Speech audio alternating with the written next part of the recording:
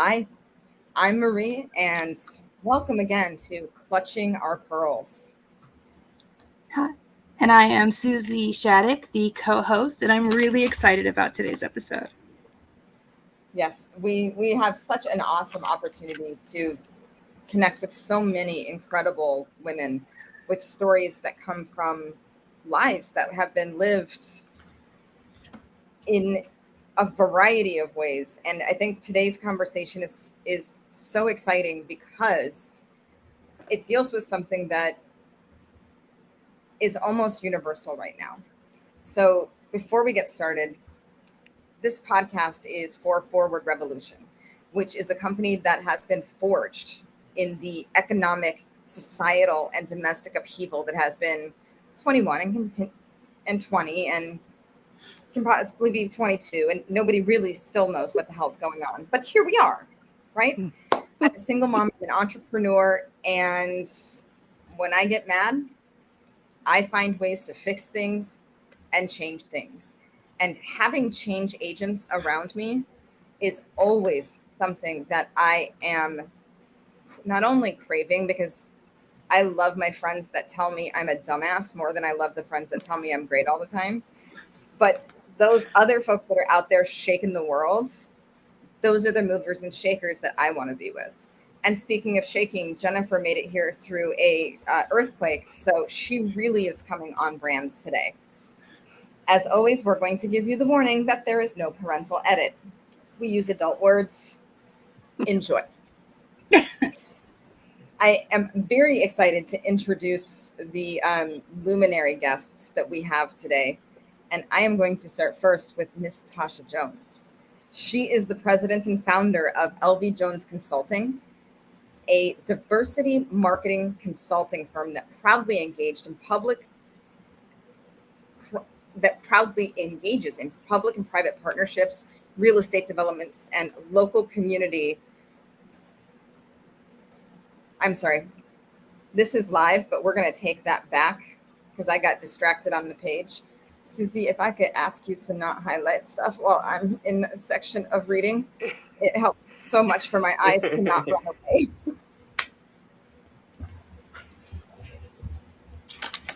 So I'm thrilled today to introduce Tasha L. Jones, the president and founder of LV Jones Consulting, LLC, a diversity marketing consulting firm proudly engaged in public-private partnerships, real estate developments, and community stakeholder interests.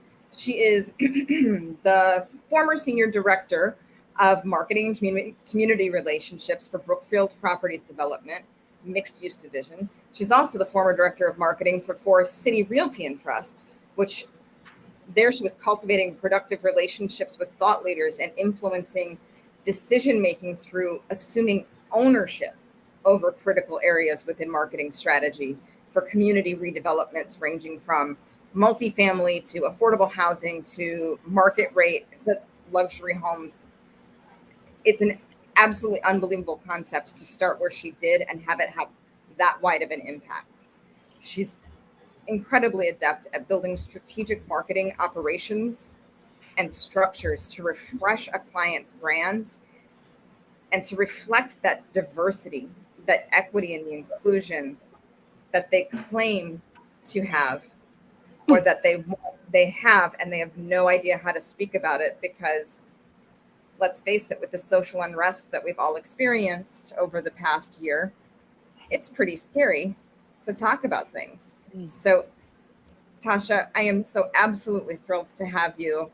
Thank you. Thank you so much. Before we run away with it, I want to introduce our other guest for the day, which is Jennifer Ingram. And thank you so much for introducing us to Jennifer. She's the founder and CEO of Calibrated Lens LLC, a boutique consulting firm with the mission of helping clients facilitate sustainable change to optimize performance, presence, and productivity. Before launching Calibrated Lens, she served as the first VP of Diversity, Equity, and Inclusion. That's that DEI everybody's always talking about, at the United Way of Greater Cincinnati, the sixth largest United Way in the nation. Additionally, she is deeply involved in contributing thought leadership and sharing best practices across the United Way worldwide network. Just a couple of noteworthy accomplishments during her tenure in Cincinnati included things like leading the planning and implementation of the first community-wide event in the tri-state area in recognition of the National Day of Racial Healing. She's also responsible for organizing the first ever LGBT plus centered discussion at the National Underground Railroad Freedom Center. Okay, that part just gives me the goosebumples. It gives me all the feels. Yeah. So welcome, Jennifer, and thank you for surviving the earthquake to be here. We appreciate that very much. Happy to be here. Looking forward to the conversation. And I am too, because I think it's a conversation that really needs to be had. And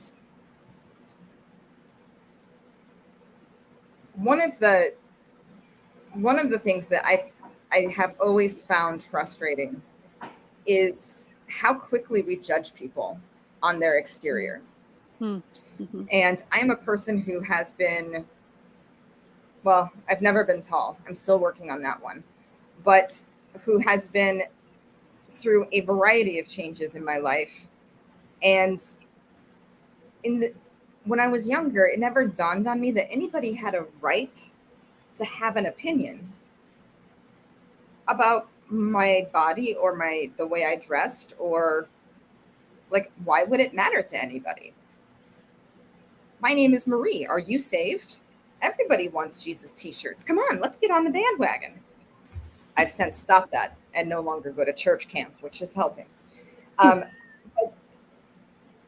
as I became an adult and was working with the Gay and Lesbian Chamber of Chicago and helping to get the diversity certification pushed through for LGBTQ diversity supplier requirements at a state level, and became the first bisexual certified business owner in Illinois, I had people come up to me and tell me that I simply wasn't gay enough to hold that title, that I wasn't bi enough, that I just had, and this is what struck me, that I had the luxury of not having to wear my personal brand on the outside. And that took my breath away, because, here we had done this incredible thing, which unfortunately nobody recognizes the certification in Illinois. So it's there. It just doesn't mean anything until somebody sues over it. But I digress. I had put myself out there to do all of this work, and it wasn't enough because I didn't seem to be the way that they thought I should be. Mm-hmm. Okay, I get it. We're in a time right now where so many people have lost their identities, and so many people are reinventing themselves and thinking about that personal brands. And I really wanted to open up the conversation about the fact that we're going to be judged no matter what.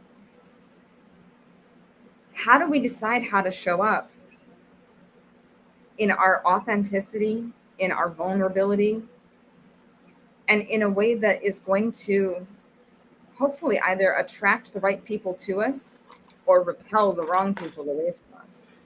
Mm-hmm. So that's where I'm going to open from, ladies. I would love to hear a little bit of your experiences as you started to identify what your personal brand is. Tasha, would you like to start us off? Sure. I'd be happy to. And, I can't wait to hear Jennifer share her story, because, Jennifer and I intersected during my time at Mile High United Way. So prior to going full on with my LV Jones Consulting, I worked as the chief marketing officer at Mile High United Way for a little over a year. And I had the opportunity to observe Jennifer at work in her brilliant work in facilitating United Way Worldwide's pilot diversity, equity, and inclusion pilot program. And so, being in that space with Jennifer was certainly going through that pilot journey was reaffirming of, what, you stay true to who you are as a woman of color in these spaces. And there's this honoring of voice that really helps define brand. So I just wanted to make that connection to Jennifer and how my intersection with Jennifer was this reminder of, that's right, you stay true to who you are. And so, Marie, what's really resonating with me about what you say, what you've said, but people trying to define who you are, or whether you're enough or not enough. And I think we all face that. And I've certainly faced that, navigated that through my career, where I'm either the surprising presence in a room that people weren't expecting in a very homogenous industry, or at the leadership table where they're like, I'm sorry, so who's making the decisions here? Like, where's the CEO? Like, well, the CEO sent me, like going through those dynamics. But I'd say that in my journey, and we can like peel away at this, but just to be as succinct as possible to segue to Jennifer, is what I have learned in my journey is I had this period of time where I was trying to contort myself and twist and be what I thought corporate structures wanted me to be, to stay within the lines and not ruffle feathers. And not only was that an incredibly boring existence, it also was stifling to my true self. It was, as Susie and I were talking about, it was dimming my light. And it was when I had someone call me out saying, God, you almost seem inhuman. And what that inspired in me is I would observe people who would mentors, et cetera, who would just live their authentic self. And we owe no one an apology. And so they were being so unapologetic and just being true to who they are, whether it was being self-deprecating because they could, or if it was just, this is my opinion. And in that moment of being told that I was perceived as being inhuman because I was trying so hard to follow all the rules and stay within the lines, when I decided that there was no boundary for me and that I was going to show up in every space, first of all, conscious of how I show up, because we bring an energy to spaces that can elevate the room or, take it to a whole other like shady negative level. And I just wanted to be conscious when I enter a room, I'm entering a room elevating the space, but then also that I'm going to add value in the conversation so my voice will be known. And in getting really comfortable in who I am and what I have to say and what I have to share, people started to take notice. They're kind of like, oh, wait, she has an opinion and she doesn't agree with everything we say. Once I started getting comfortable in that space, I really started to own that I define the way I show up. I define how I am of contributing my value to my community, to my workplace, as opposed to being defined by the work that I do or who I'm employed by. So my brand is rooted in how am I being of value as Tasha Jones in every space I enter. I love that. Thank you. That's what leadership looks like right there. Yeah. Well, and like, I don't know if you all can feel it, but there is some absolute just Tasha Jones in Tasha Jones when she shows up. It rattles. It rattles Facebook. And it's because you are so beautifully in your own shoes. And I'm assuming that they're cute shoes. I try to keep them cute. Oh, they weren't heels during the pandemic, but I'd like to bring those back here shortly. I'd like to bring those back.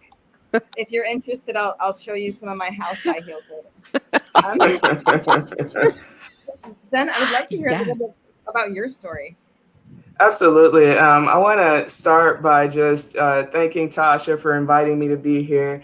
We did spend several months together Yeah. during that pilot series, and one of the highlights was definitely the conversations, but also the evolution, and I think the awareness that Hmm. so many folks that were a part of that experience, that shared experience that they had. And so I want to start by highlighting just the variation between identity and brand, and how the two, in my opinion anyway, tend to come together. And the ways in which authenticity oftentimes dictate and determine, to Tasha's point, who you meet, right? And so with that, I want to start by just saying I am a Black queer woman that is coming to you from Kodiak, Alaska right now. Right. And what does that mean, and how does that impact how I show up? Years ago, and I'll be the first one to say, earlier on in my career, there were spaces that were definitely not the most inclusive, but I made the decision to always show up authentically. And if that meant me wearing a bow tie to a meeting because that's what I wanted to wear for the day, then that's what I was going to do. I have two parents, two moms that are both Black lesbians that have navigated corporate spaces for all of their careers. And I watched them, go into spaces and have to shift and shape based on the container in which they were in as a basis of being safe, right? Physically safe, emotionally safe, as well as being able to, ensure that they had a sense of security and being able to provide for their family, which are my siblings and I.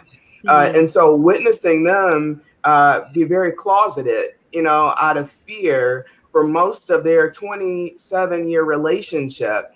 And I'm talking 20 years almost. We grew up and experienced this firsthand. For me, there was no question. Right.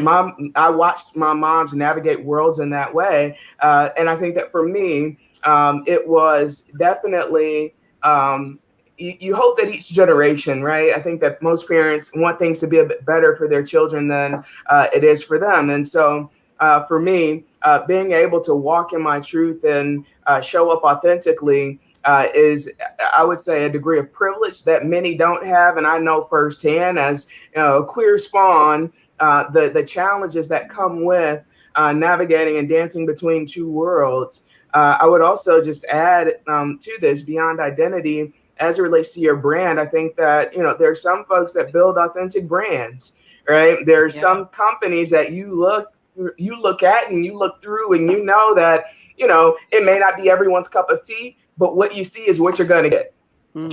And I say that for me, that definitely is the approach and the philosophy and how I move through the world and how I show up. I think that, to the earlier question regarding, how people may perceive you, we each have a lens that we use to view the world that's shaped by our lived experience and the lived experience of those that are most proximate to us. And, I'm a believer in that. My goal isn't to change everyone's morals or their values, but to calibrate your lens just slightly so that you can see the world through a larger lens, and realizing that what is true to you, what is true to each of the four of us on this call, are just that they're true to us, but collectively we stand in a truth that is the experience of this moment. And so I'm excited to continue on the conversation and just a little bit more about identity and branding, in my opinion.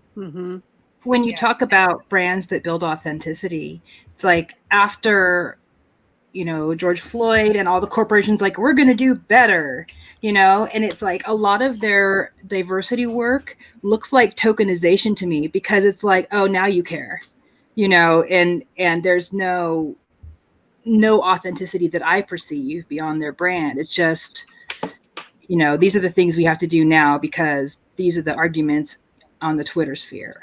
And to me, that's repulsive. I keep using that word today. Maybe I should stop. But it's like, who's in your boardroom? You should be repulsed by things that are incongruous with who you are and why you are.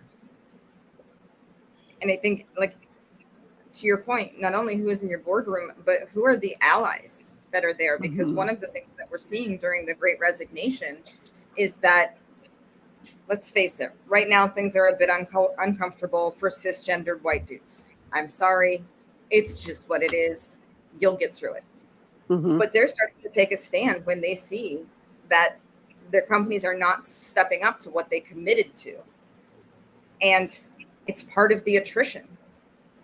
They're saying, I would rather not work for a company that is full of shit than stay here and have you be part of my personal brand, because it does rub off on you a bit, right? You can't be the VP of studies for Moody Bible Church and then have a completely eccentric, wild personal brand on the other side. It's there's a little bit of that has to balance. And no, I agree, Marie. Like, I think like what Jen was even saying. Jen, is it Jen or Jennifer? I go back and forth. Okay, I see Jen. Jen or Jennifer, never Jenny. Okay, never. I won't do that though. But it was like, what Jen was saying about authenticity. I think, to your point, Susie, when companies and we all were going to see through those statements that were made, who is truly already living the diversity, equity, inclusion like in an operationalized way, who is already doing the work versus who thought a statement would carry them through or just were caught up in the emotion. I feel like folks that were very discerning and suspect as statement after statement after statement was rolling out. I think where, the call or the test of authenticity of like brands is, there's this University of Denver professor named Nancy Long, who she just wrote a book called Identity Capitalism, right? So when companies or universities or entities are capitalizing off of people of color to help profit, right, by saying, well, we're so progressive, so look at us feature this person of color, or look at us invite this person of color to this space because we want to be more inclusive. I think, and everyone's complicit in that, is what she says, but ultimately she's like, it's not wrong to be inclusive and share different identities, but it's wrong if you're inauthentic, right? If there's nothing that's backing it up, that's saying that you're hiring for diversity, you're hiring diversity, you're making sure that there's this continued learning, you're hiring folks like Jennifer and her company, you're just committed to the work and the journey, and that the company is committed and therefore can truly have a brand that says, this is how and why we're committed to this work, as opposed to downloading images from Shutterfly or photoshopping images of people of color and then saying, oh, but we're so committed to DE&I. As a queer woman, I'm like, do you still like us on July 1st when Pride Month is over? Right? What's your branding in February? What are you saying in February? Exactly. And I think that what we'll continue to see are greater opportunities for intersectionality to come together. So to your question, what are you doing in February? How are you highlighting queer people of color, specifically queer Black people during Black History Month? How are you looking at Indigenous Peoples Day and understanding the varied lived experiences that folks have across a broad spectrum? And so I think that, just continuing to highlight not a monolithic view of others, but instead looking at the intersecting dimensions of identity and the ways in which that impacts the varied experience that folks have. We oftentimes stay in dimensions of comfort, right? We have a shared affinity and we live in that space, but where the growth actually occurs most frequently is when you step over and you're able to go beyond the similarities and start to dig into more deeply the differences and the things that you don't share in common, to build a sense of understanding and not sympathy but empathy for the experiences of others, although you might identify as LGBT plus, or you might identify as Black or a person of color. The experiences are very different. And so again, being able to talk through and share those experiences I think are definitely something that we will continue to see more of, and what will aid in greater progress. So one thing I would love to throw out on the table just to stir it up, because that's what I like to do, is we have all come through a shitstorm called the pandemic. And people are, one, they had to grieve because they lost the way that their life was and was working, right? And many people didn't notice that it was grief, but that was grief. You lost your way of life. And then they came to a space where some of the pieces that of life that their identity was wrapped up in had been stripped away. And without those things to fortify them, without those groups to go to, or those the perfunctory adulting that we do that helps root us in our identity, was bottomed out. And now we're in a place where people are saying, oh, wait a minute, I don't have to go back and do what I thought I was supposed to do. I can choose a new self or a new space. Or they're saying they're in a space where they had dedicated themselves to what they were supposed to do, and they got that degree and got that job and worked up, and then were told that they were completely disposable. And that identity crumbled or shifted. There is a lot of imposter syndrome that is happening out there. The identity crisis is huge. How do you anchor yourself to what you know is true, so that you can come through and maybe say the thing to mom that is, hey, mom, I know you always wanted me to, go into the corporate world, but I've decided that I'm going to stay home and do something completely different that's going to freak you out. But I'm here and I'm me, and I'm going to make it my own. I think, Marie, a lot of the questions and the framing that I think that I'm hearing from you are based on other people's views and opinions.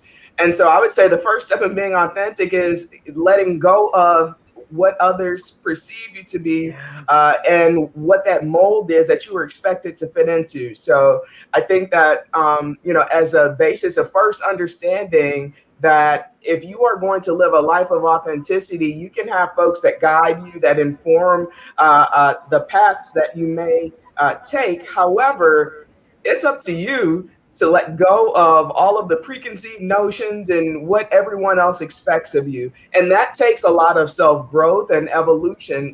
Folks don't automatically end up in that space, but I think that's a part of the work. So I just wanted to name that. Tasha, what are your thoughts? No, I definitely, I love that you said where it's like being concerned about others, where the more that we move into that space of, listen, I'm going to be vulnerable enough to say, this is who I am, and this is how I choose to show up. And the first step in being brave enough to do that is pick that one thing, start with that one thing that you can say no to.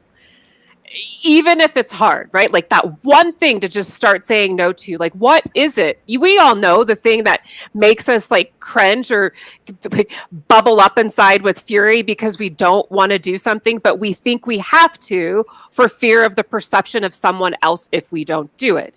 I think start there. And the more that you start saying no to the things that you don't want to do, and being really clear about the list of the things that you do want to do and start saying yes to that stuff. I believe that when we start saying yes to the things that we want to do, who we want to be, how we want to show up, how we want to define ourselves, and how we want to accept ourselves first and foremost. Everyone else can fall in line or fall out of line, but how do we move in that direction to start accepting ourselves first and foremost? Start saying yes to that stuff, and then you just start defining who you are and how you want to show up. Does not happen overnight. I'm telling you, this journey of this is Tasha Jones. This journey has been like first of all my life, right? Like, let's just be real. But I'm talking the concerted effort has been a 20-year concerted effort journey, undoubtedly. So I'm going to throw a bombshell on the table, Tasha. Yes, do it. We have to decolonize our lives and our minds, right?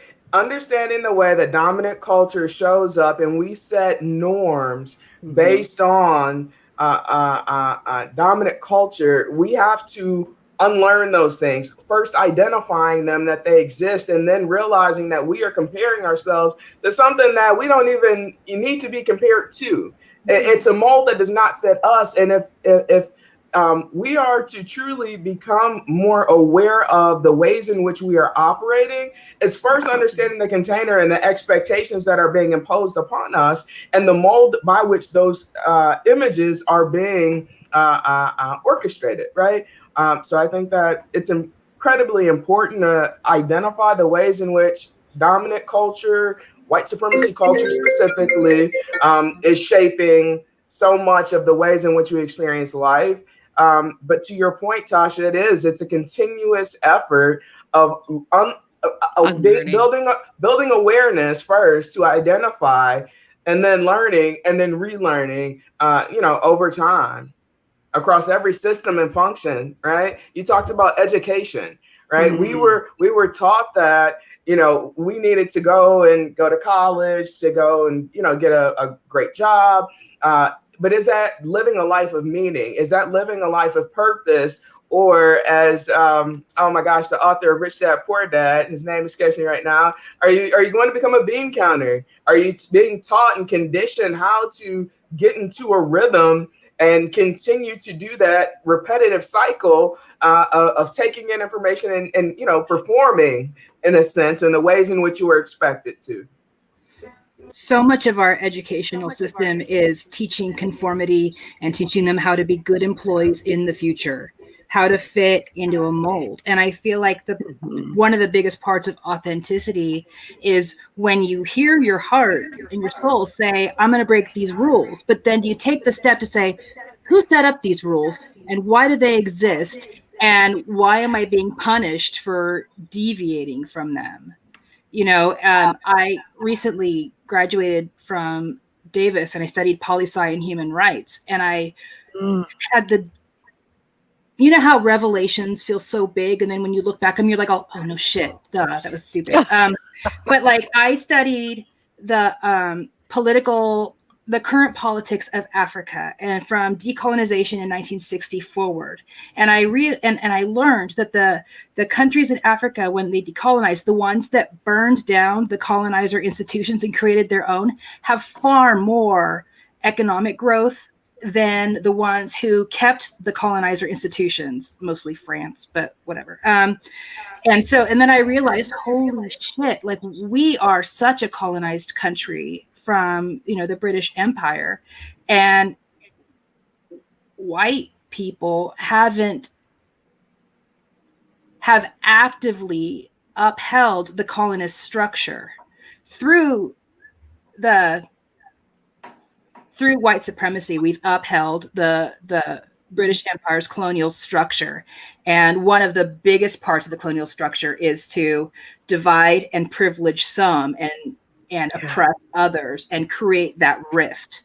And so when I realized there was a colonizer playbook, it changed how I see everything, but and maybe that's a bit of a rant. Any one of us wakes up and says, you know what?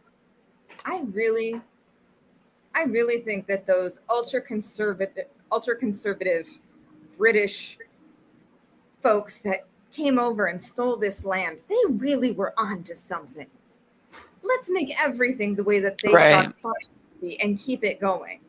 Right. And so, especially as we're coming through this collective experience, and if you all have heard me speak, I'm all about burning it to the fucking ground and building something big and beautiful and different, because if not now, then when? And if not us, then who? Like, we have a unique opportunity to take this moment of upheaval and shake it hard and break it apart and put it back together and see if it fits and try it again and try it again and try it again. But for God's sakes, if we let it go back to what it has always been, what a missed opportunity. What a damn shame that we didn't take this little crack in the patriarchy, this moment where we had to change everything and say, if we have to change things, that means that we can change things. And if we are not going to change things, then it is our fault.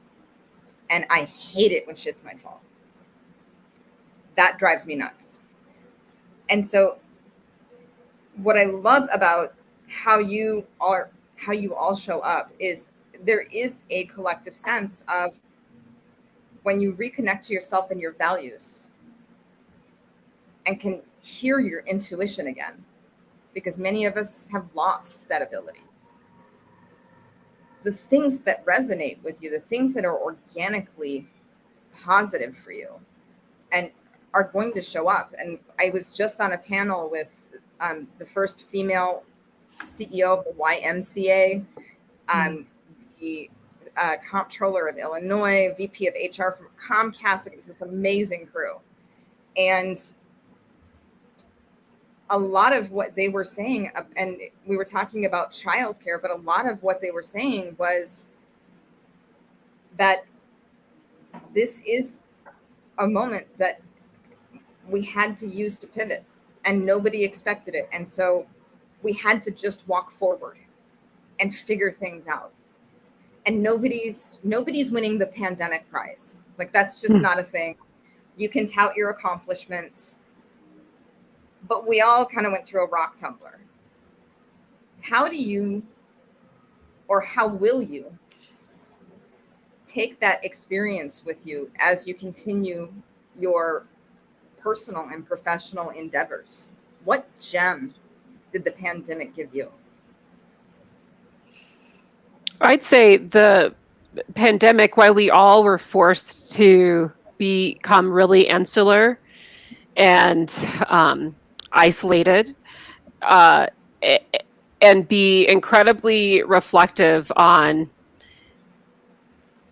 what our lives have been like and what we want our lives to look like and what needs to change within ourselves, within our families, within our community, etc.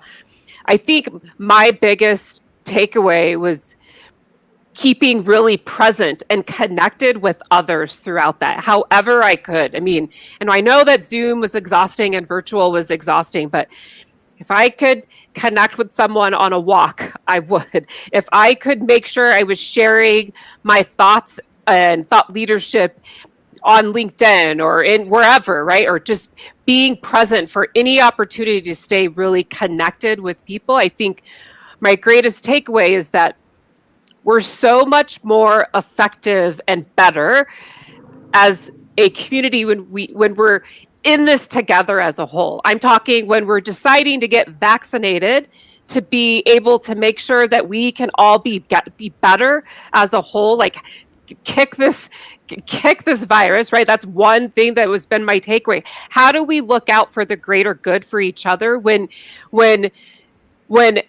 people who look like me are under attack, right? Through this, and what it's revealed in terms of the disparity, the inequities. I'm talking from health inequities to social inequities to all the systems that are unequal to people who look like me. I just think the importance of connection, and I think almost touching on what Jen said earlier, that intersectionality of how we're all connected, and we can't survive alone. We can't do this alone. And so my takeaway was, how can I be as vested and connected to community forever and always? I love that. Susie, what about you? Oh, I was expecting Jen to go next.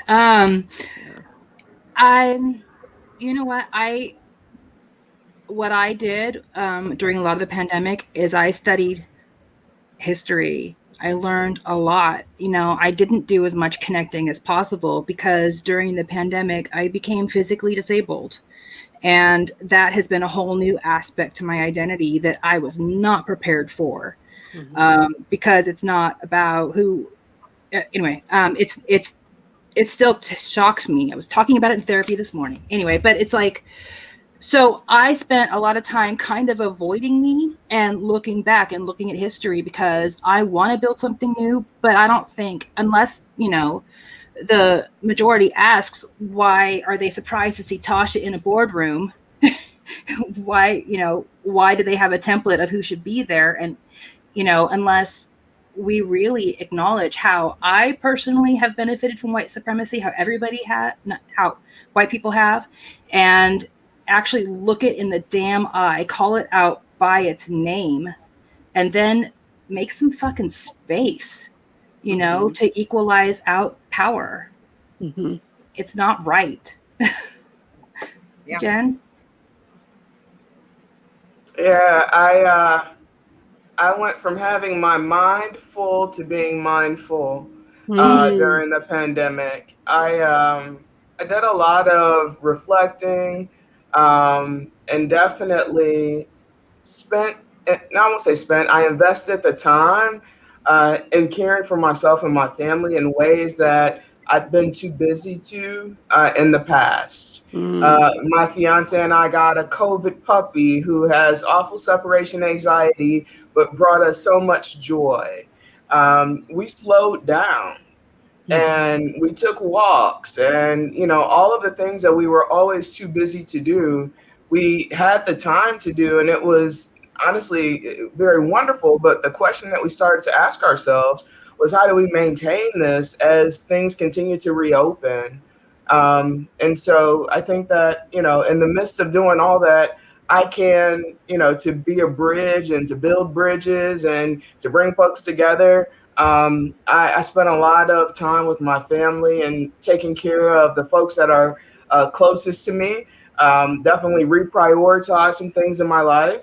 I've got a couple of god kids, and I've got nieces and nephews, and I also experienced some death during COVID. And I think that having gone through those experiences, it definitely helped me to recenter and to remind myself to allocate my time with things that and people that I prioritize in my life. Not just saying that, oh, you're a priority, but instead taking the time and the effort to show people that.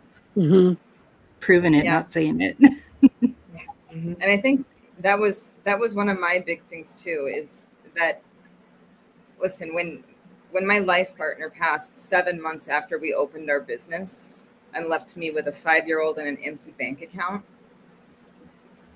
there were people that showed up to hold me and to make sure that I was doing things like eating and moving.